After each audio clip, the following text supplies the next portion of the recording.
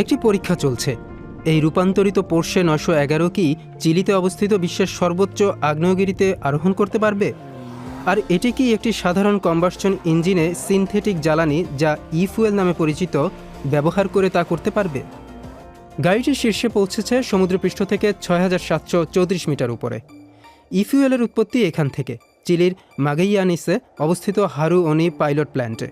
2022 সালে এটি চালু হয়েছে এবং প্রতি বছর 1,30,000 টন জ্বালানি উৎপাদন করছে। পোর্শে আন্তর্জাতিক কয়েকটি সংস্থা ও জার্মান সরকারের অর্থায়নে পরিচালিত প্ল্যান্টটি সফল হলে বছরে 55 কোটি টন পর্যন্ত জ্বালানি উৎপাদন করতে পারবে। আমরা দেখেছি ইলেকট্রোফুয়েল বা ইফুয়েল একটি দারুণ বিকল্প, কারণ এখানে বিদ্যুৎ খুবই সস্তা এবং এই জ্বালানি উৎপাদনে যে খরচ হয় তার একটি বড় অংশ হয় বিদ্যুতের জন্য। নবায়নযোগ্য জ্বালানি ব্যবহার করে তড়িৎ বিশ্লেষণের মাধ্যমে হাইড্রোজেন উৎপাদন করা হয়। এক্ষেত্রে মূলত বায়ু শক্তি ও পানি ব্যবহার করা হয়, আর কার্বন ডাইঅক্সাইড যোগ করা হলে তখন মিথানল সংশ্লেষণের মাধ্যমে ই-ফুয়েল তৈরি করা হয়। আপাতত আর্জেন্টিনার একটি ব্রুয়ারি থেকে পাওয়া কার্বন ডাইঅক্সাইড ব্যবহার করা হচ্ছে। প্ল্যান্ট পরিচালনা করা কোম্পানি HIF গ্লোবাল ভবিষ্যতে বায়ুমণ্ডল থেকে সরাসরি কার্বন ডাইঅক্সাইড সংগ্রহ করে ভূগর্ভে সংরক্ষণের পরিকল্পনা করছে। সে কারণে এখন একটি অবকাঠামো তৈরি করা হচ্ছে।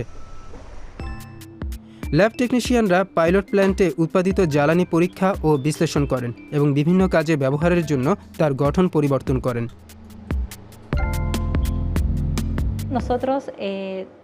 পুরো প্রক্রিয়া জুড়ে আমরা স্থিতিশীল পেট্রোল, হালকা পেট্রোল এবং ভারী পেট্রোল বিশ্লেষণ করি। এরপর ব্লেন্ডিং বা চূড়ান্ত মিশ্রণের মাধ্যমে পণ্য তৈরির কাজ শেষ হয়। চ্যালেঞ্জ হচ্ছে সিনথেটিক ফুয়েল উৎপাদন এখনও অনেক ব্যয়বহুল। এছাড়া এটি চিলি থেকে ইউরোপে নিয়ে যাওয়ার জন্য যে ট্যাঙ্কার ট্রাক ও জাহাজের প্রয়োজন, সেগুলো এখনও প্রচলিত পেট্রোল ও সামুদ্রিক ডিজেলে চলে। ফলে পুরো বিষয়টি এখনও টেকসই নয়। একটি আদর্শ বিশ্বে 1 লিটার ই জ্বালানি জীবাশ্ম জ্বালানির তুলনায় প্রায় 100 ভাগ কার্বন ডাই অক্সাইড মুক্ত হতে হবে। কিন্তু অবকাঠামো নির্মাণ ও জাহাজ দিয়ে জ্বালানি পরিবহনের বিষয়গুলি থাকায় 100 ভাগ কার্বন ডাই অক্সাইড মুক্ত হওয়ার সম্ভাবনা কমে যায়।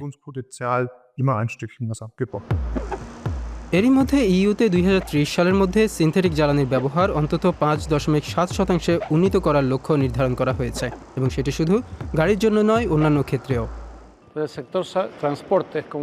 2030 সালে কার্যকর হতে যাওয়া ইউরোপীয় নীতিমালার কারণে জাহাজ ও বিমান শিল্প সহ পরিবহন খাতের জন্য কার্বন কম নির্গত হয় এমন জ্বালানির প্রয়োজন হবে। পরিবেশের উপর প্রভাব ফেলে এমন নির্গমন রোধ করতে আমরা এই চাহিদা পূরণের দিকে মনোনিবেশ করছি। আপাতত পোর্শে ও অন্যান্য গাড়ি নির্মাতারা সম্ভবত ই-ফুয়েলের একমাত্র গ্রাহক হয়ে থাকবে, তবে কার্বনমুক্ত ভবিষ্যৎ নির্মাণের যাত্রা শুরু হয়েছে। প্রিয় দর্শক, কেমন লাগলো আমাদের প্রতিবেদনটি? আপনাদের জন্য আরও 2টি প্রতিবেদন রয়েছে এখানে। ভালো লাগলে বন্ধুদের সঙ্গে শেয়ার করতে আর আমাদের সাবস্ক্রাইব করতে ভুলবেন না কিন্তু।